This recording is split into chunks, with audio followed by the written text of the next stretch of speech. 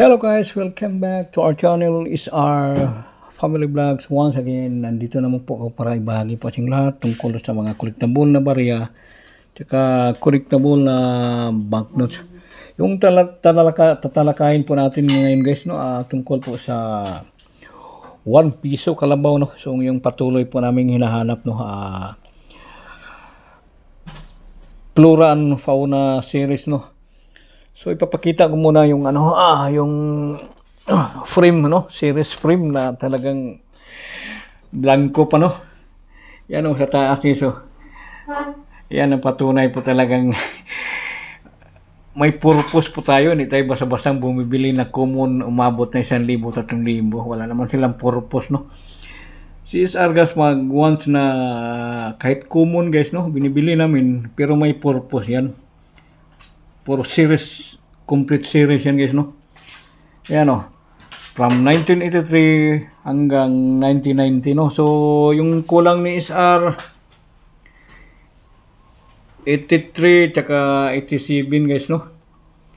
So nagpapasalamat lang po ako sa nagbibigay sa akin, no.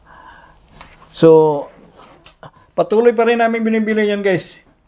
Yung 83, 86, 87 lang guys, no. Yun. Yung may-ari dito guys, collector pa rin naman, vlogger, no. Maraming salamat po sa nakapagbigay sa akin itong klaseng barya para makumpleto na po yung complete series ko po, no. Maraming salamat. Bali dalawa po ito guys, no. Sabay-sabay, isa lang pong may-ari nito guys. Yan, no. Focus po natin sa camera, no, 1983. Yan, para pangbuo. Hindi po tayo basta-basta bumibili na walang purpose, na kakahiya yan. Umabot ng libo-libo. Copper-nickel lang po ito guys. Kahit magre-research po kayo, no, sa Google, sa nomista.com. Lalo na sa mga baguhan para matututo po kayo, no. Hindi tayo basta-basta magbablog na walang alam. Yung sa amin dito, dagdag kalaman, no. Yan, maraming salamat po sa nakapagbigay dito. Dalawang year, 1987 guys, oh, napakaganda pa guys, oh. Complete detalye. Yan, very hard to find na po ito. 1987 Tamaraw, no, Republika ng Pilipinas, Jose Rizal, 1 piso, no. Ito ang pinaka hard to find sa lahat ng year ng ganitong klaseng fauna series, no. So maraming salamat po sa may-ari nito, no. Hindi ko lang babanggitin yung pangalan kasi hindi naman siya vlogger, collector lang po. Yan, pwede ko na ilagay mamaya, no. 1983. So meron na po, no. Meron na pong 1983 si SR, no. Yan, ididikit ko na mamaya yan. Tsaka po itong isang 1987, ang very hard to find year. Yan. Ito po ang pinakamahirap hanapin na taon guys, 1987. Tsaka nung nakaraan nahanap ko 1986, no. Kung naalala nyo po, ito 1986. Also hard to find din yan, sa mga ganitong series. So maraming salamat po sir, no. Medyo pangdagdag koleksyon na, marami na pong nabubuo si SR, no. Marami na. Ayan. Thank you very much. Lalo sa mga baguhan. So nais ko lang po i-share ang nakikita ko palagi sa FB, no, para maintindihan po sa mga viewers alin pong katotohanan, no. So marami kasing, pag meron kayo ganito guys, bibilhin ko 1,000, 3,000. So si SR, nais din mag-alok sa kanila guys, no. Palagi na lang hinahanap. Ito, sobra na po ito sa kay SR. Kahit bibilhin nyo lang po 100, isang piraso, no. Puro kalabaw po ito guys, no. Ayan. Pag meron kayo hawak ganito, bibilhin ko 1,000, 3,000. Si SR, nag-aalok lang po sa naghahanap, no. Oh. Yan, oh. Biro mo 1,000. Yun ang piraso to. 5. 10. 15. O, 22 pieces guys, no? O, sino mang naghanap nito? Shout out po sir, no? Boss, amo, manager, no? Ito, mga common yan, no? Lalo na sa mga baguhan, palaging pinaasa dyan sa FB, wala pong katotohanan yan guys, no? Sinasabi nilang opportunity daw sa viewers. Mamili daw sila, basta i-share lang daw, share.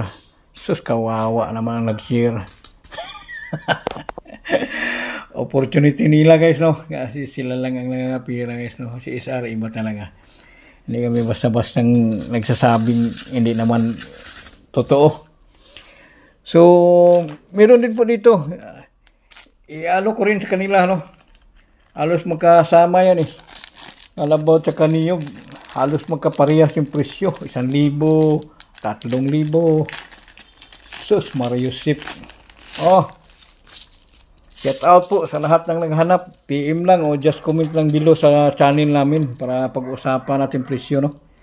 Puro niyog, oh. Opportunity daw sa viewers. Nako po. Palaging pinaasa. Puputi ang uwak guys. Kung mabilhan kayo guys. Huwag kayong maniwala dyan. Puti ang uwak. Kasi yung ginagawa nila talagang hanap buhay na talaga yan guys. Yung sa amin guys, hindi naman, libangan lang to ni Isar guys, may sarili tayong trabaho, no? O tsaka for sharing lang po, para dagdag kaalaman lang po sa mga walang kaalam-alam. Walang kaalam-alam dyan dito, malalaman nyo. Kasi kami, hindi kami bumibili na walang purpose. Puro mga pangdagdag katotohanan yan, o yan ang makikita dyan. Yun sa gilid, buo na rin yung 2 pisong niyog ko sa pinakagilid.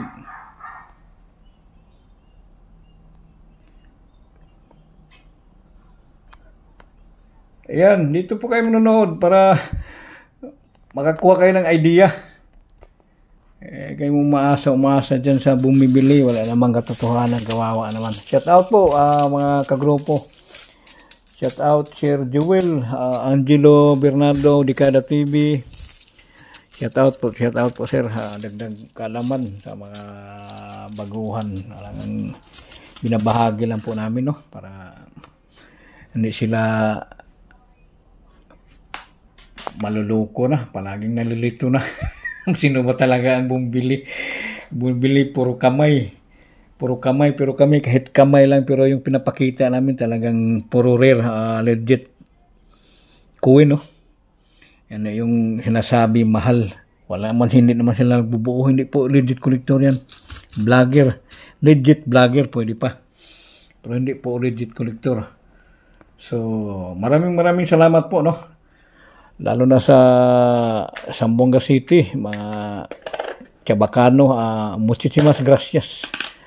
Con todo con ustedes, tausog, assalamualaikum warahmatullahi wabarakatuh. Daghang salamat mga Bisaya, mga Ilonggo dyan, Negros, Pakag, Bacolod, Jinsan, damo gid nga salamat sa inyong paglantaw sa amon nga channel, no? Daghang salamat. Thank you very much. Bye bye.